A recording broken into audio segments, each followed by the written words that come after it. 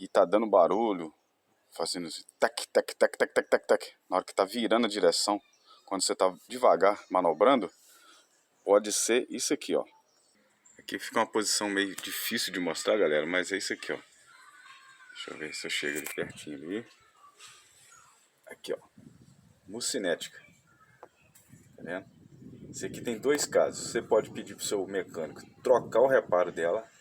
Ele vai arrancar essa coifa, fazer uma limpeza, colocar graxa nova e você vai conseguir recuperar sua mucinética para rodar bastante tempo.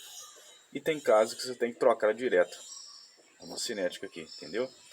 Isso aqui é uma coisa bem difícil de você poder conseguir fazer em casa. Só se você tiver ferramenta mesmo, entendeu?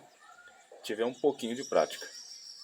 Eu nisso aqui eu não me arrisco mexer não, porque primeiro que eu não tenho a ferramenta que solta aqui, entendeu?